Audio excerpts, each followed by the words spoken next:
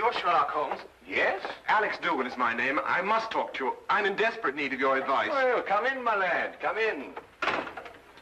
Oh, permit me to introduce my friend and colleague, Dr. Watson. Watson? Watson?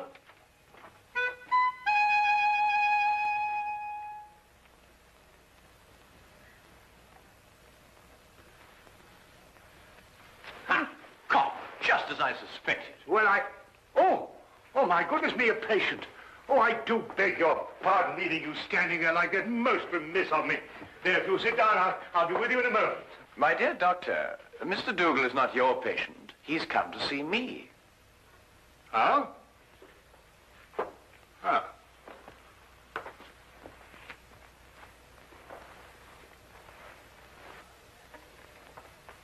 About a matter which I imagine has something to do with the injury you sustained, eh? About a matter which might prove even more disastrous to a certain young lady if she's allowed to marry this man without somebody telling her. But on the other hand, how can I tell her when... You're jumping about rather a lot, Mr. Dougal. Mentally, of course. Yes, forgive me. I'd better begin by telling you that I'm known to most people by a name other than Alex Dougal. Yes? Aunt Lottie. Aunt Lottie? I write under that name in the Daily Observer. I'm a columnist. But Aunt Lottie? I know. It was the boss's idea. I'm really a sports writer.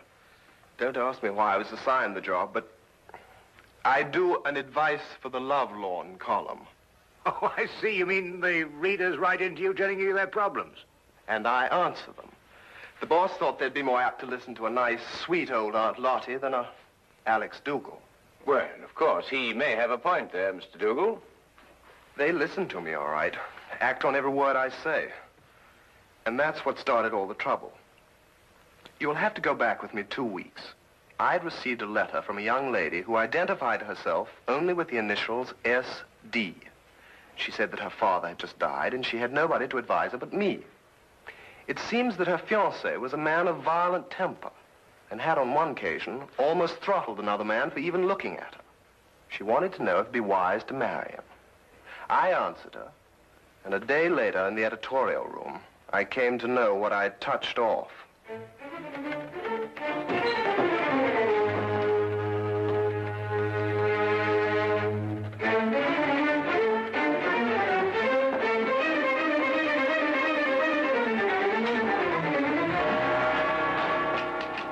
Where can I find Aunt Lottie? Hey! She'd better be around. Just point her out. Now, wait a minute. It just so happens that I'm Aunt Lottie, and I want to know how you got in here. You're Aunt Lottie? That's correct. And you can be certain that if you've come with any problem, I shall be most uncooperative. Are you sure you're Aunt Lottie? That is my pen name. Have you any objections? None. None at all. I'm absolutely delighted to find that Aunt Lottie is a man. Really? Why? Because I would never dream of doing this to a woman.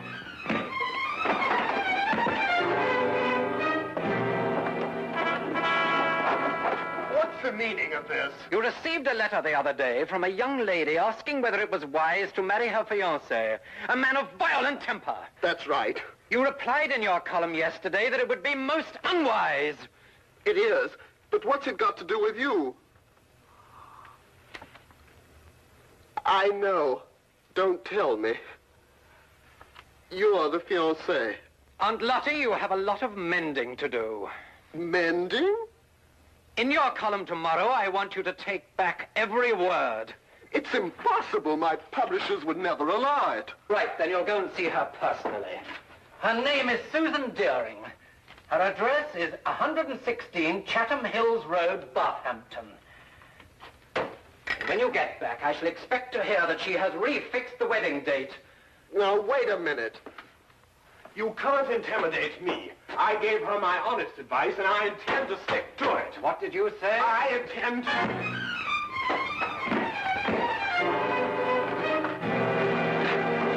You were saying? I just wanted to know what the address was again.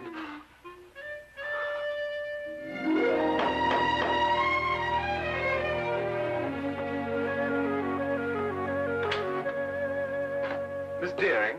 I'm the housekeeper. Your name, please? Aunt Lottie. No, I have not been drinking.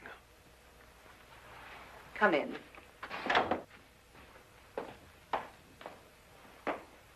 Wait here, please. I'll call her.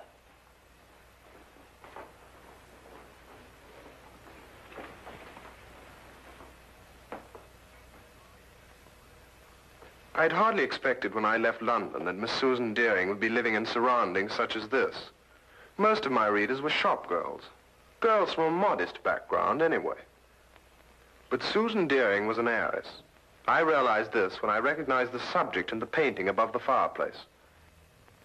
He was Oliver Deering, the chemical manufacturer who 6 months ago had suffered a heart attack while pursuing his favorite sport, bicycling.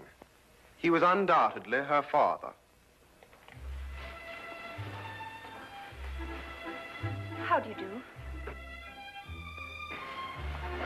How do you do? Are you really Aunt Lottie? I'm afraid so. My editor felt it would inspire more confidence than a name like Alex Dougal, which is my own. But I don't agree with your editor at all. Oh, really? I never fail to read your columns. They're always so full of wisdom and understanding. Almost like Father used to talk before he died. Well, thank you. But if I didn't think so, I never would have written to you. Never have called off my wedding. Well, as a matter of fact, that's what I came to talk to you about, Miss Deering. Do you mind if we sit down? Oh, please, yes. Here, you're hurt and I've kept you standing. Just a little accident. Nothing at all. Yet. Would you like a pillow or something? Oh, no, thank you. What bothers me more than any little ache is the advice that I gave you in my column. The advice you gave me, but every word of it was so true. It cleared up everything. Well, I felt the same thing at the time also, but after meeting your fiancé, Mr. Murdoch... You met Jack? Oh, quite by accident. He struck you. I know he forced you to come here and see me. Oh, no, not at all. Then how were you hurt? I fell down the stairs. It was an accident. Forgive me. It's quite obvious that a man like you could never be forced to do anything against his will. Well, I should hope not. But at any rate, after meeting Mr. Murdoch, I felt it my responsibility to come here and retract my original advice. Forgive me, Miss Deering. That's what I've been telling her. No one is perfect naturally, but Mr. Murdoch is eligible in every other way. He has gold mines in Africa, if that's what Tilda means. And I could be sure he wasn't marrying me for my inheritance. But, Mr. Dougal, you've never seen him when he loses his temper. Miss Deering, have you ever heard of a Dr. Freud? No. A young Viennese. He's invented a new science called psychoanalysis. He says that a temper is a perfectly healthy, normal outlet for emotions. It's quite normal. Mr. Dougal, you know so much. That's my job. I'll write to Jack immediately and tell him it's all right again. Good. And if you have a picture of the two of you, I'll see that it's published in the society page under soon to be betrothed. Mr. Dougal, what's the matter? Something happened to my back when I fell. I wonder, would you mind putting one hand on my shoulder and one in the small of my back and pull? Thank you. Mr. Dougal, you must do something about your back. When you get home tonight, have your wife rub it with liniment. I'm afraid that's not entirely possible, but I'll have the man at the club do it anyway. You mean to say that you're not married? I'm afraid not. It seems that every time I meet a girl that interests me, she's not available. But then that's life. There's always tomorrow, and, well, who knows? I might be as lucky as you and Mr. Murdoch. Now, what about that picture? I'll get it for you.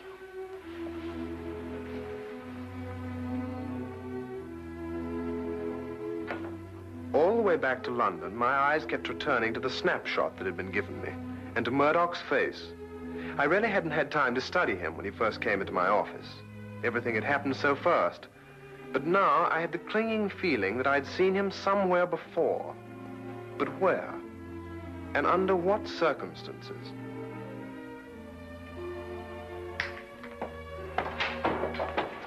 Hello, Dougal. I trust you were successful. Extremely. And I'm going back with even more confidence to make her change her mind next time. You're not Jack Murdoch, and you don't have any gold mines in Africa. You're Freddie Brill, the racetrack fixer. Now, whatever gave you that idea? I used to be a sports writer, for your information, and I remember you very well. You got flung in jail for nearly killing a jockey that double-crossed you. And if you don't think I can prove it, just come down to the library and I'll show you a back issue with your picture in it. That won't be necessary. I didn't think it would be. So it's her inheritance you're after, is it? That's it. And I don't think you'll be telling her. What are you going to do? First, I'm going to make you best man at my wedding. What? After today, I can't trust you out of my sight. As best man, you have reason for being at my side every minute. But this is insane. Secondly, I make you this promise. If Susan should learn of my true identity before we're married, I won't make inquiries as to who told her. I'll assume it was you. And if it's the last thing I do, I'll kill you.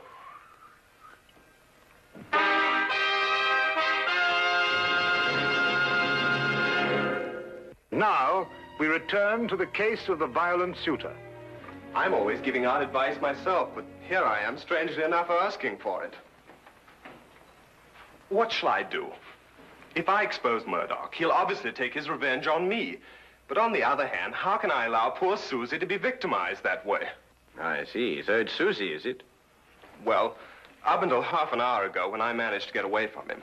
Murdoch keeps me handcuffed to his side. And naturally, when he saw Miss Deering, I did also. Ah, yes, quite naturally. Well, there's no point in denying it that she does something strange to me. And I found myself wanting to be the groom instead of the best man. That may very well happen yet, Mr. Dougal. But how, with Murdoch still in the picture? We'll remove him from the picture. Well, it's simply stated, Holmes. But surely you don't mean to expose Murdoch and risk Mr. Dougal's life. No, Watson. If any lives are going to be risked, they'll be yours and mine. Oh. My plans aren't crystallized yet, Mr. Dougal, but my advice to you is to go back to Mr. Murdoch and continue to be his best man. You'll hear from me very soon. I'll do anything you say, Mr. Holmes. Thank you, Mr. Holmes. Not at all. Oh, wait.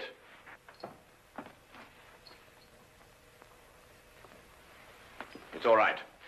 I just wanted to make certain that Murdoch wasn't waiting for you outside. Oh, thank you, Mr. Holmes. Good day. Good day. Good day.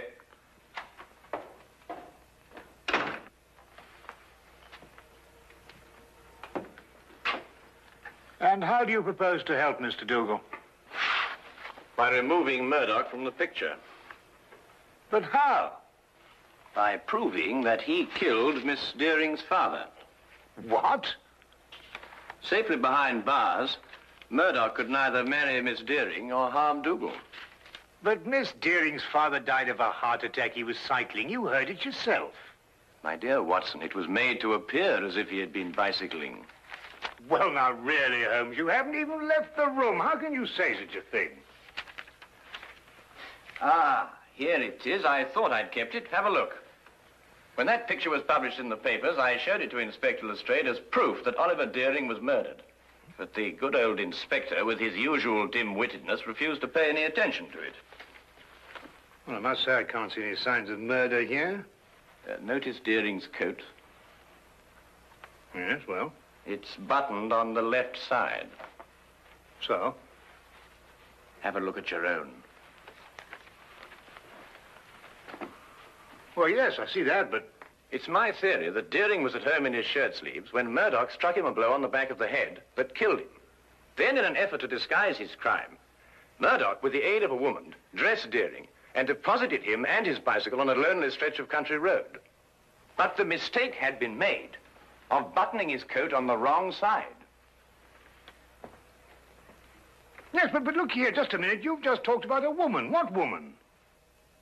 Well, his accomplice, of course. A woman would be more apt to button Deering's coat on the left side, since it was customary for her to button hers in that way. And talking of coats, I think you'd better take yours. It's going to be chilly in the country tonight. Well, assuming everything you say is true, what's the motive in killing Deering? Well, my guess is that Deering found out Murdoch's true identity and prevented him marrying his daughter. And Murdoch, seeing himself losing a fortune, lost his temper again. Come on, Watson. We'll pick up Lestrade on the way. Right. Let's take my coat.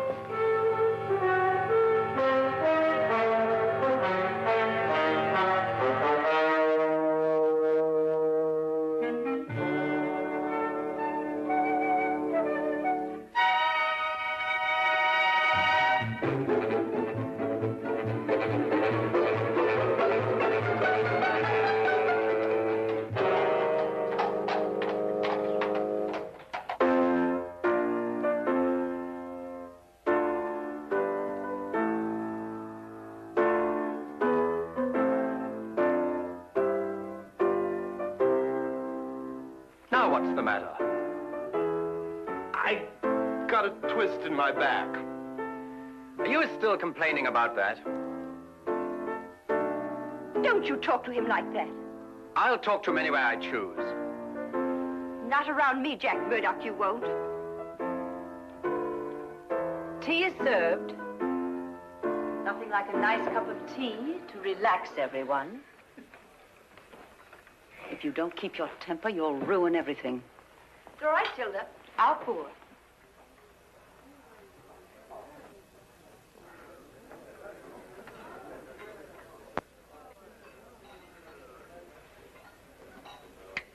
Why didn't I think of it? Of course. Of course, what? The accomplice, it's Tilda.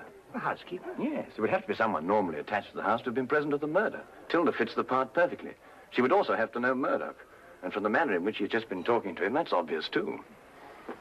Your theory sounds as wild now as it did when you first told it to me. Lestrade, give me your gun, will you? What for? Well, I'm just going to put my theory to the test. Wait a minute. Oh, don't worry, I shan't hurt anyone.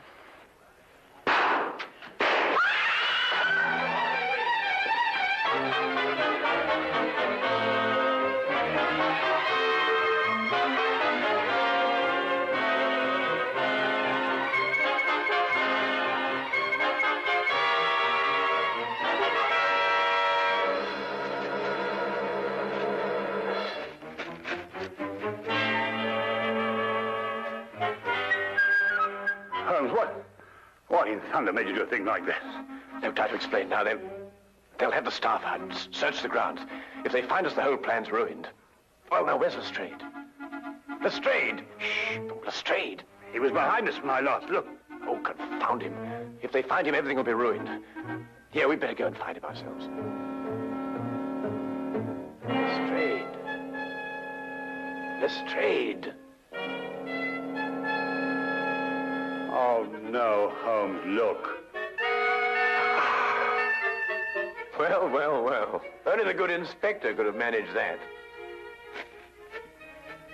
Well, Lestrade, you look like a stranded whale. What is this thing? It's a badminton net. Were you running with your eyes shut? Here. Holmes, listen. The gardeners, I expect. They're coming this way. We've got to get to the carriage. Come on, Lestrade. Get me out of this thing. Oh, there's no time for that. Come on.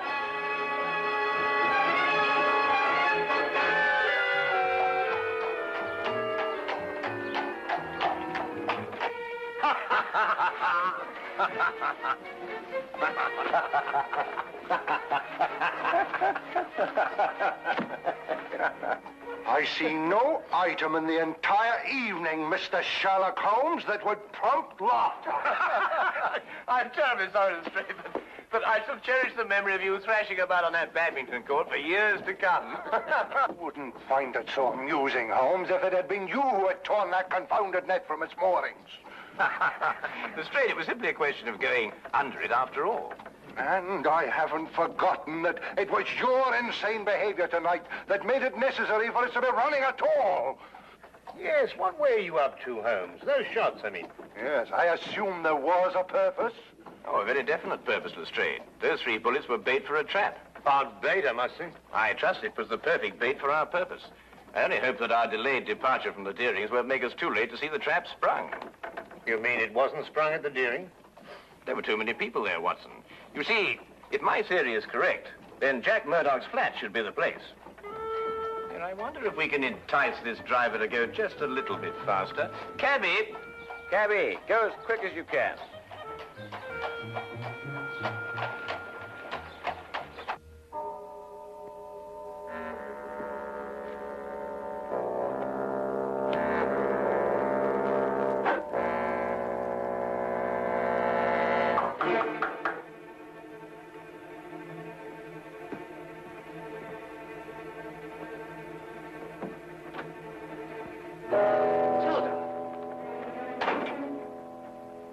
Dougal's upstairs. He may see you. I'm not staying long. What is this? I'm within 2 days of marrying Susan and grabbing a fortune for us. For yourself, you mean? You never had any intention of sharing it with me. What are you talking about?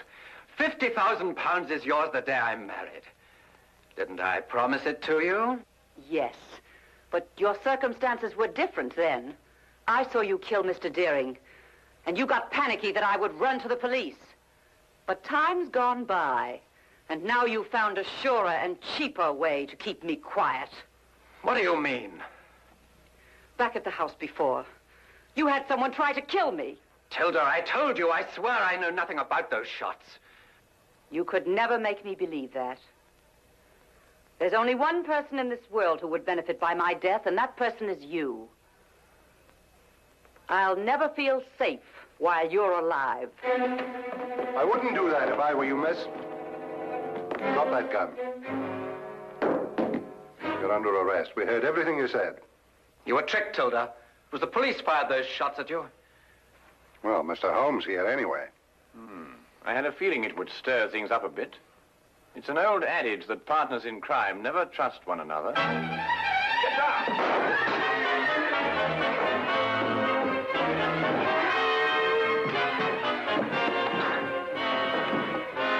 Well, I'll be... I've been practicing my ride ever since I met him. Ah, well done, my boy. Well done.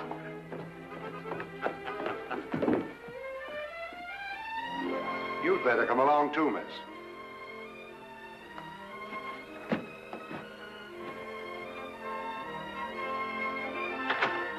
I believe I've outgrown the Aunt Lottie label now. I'm going to ask Susan to marry me. Good for you. First thing tomorrow morning. It's too late tonight. Oh, I don't think it's too late. You don't? No. Definitely not. I'll go right now. Good idea.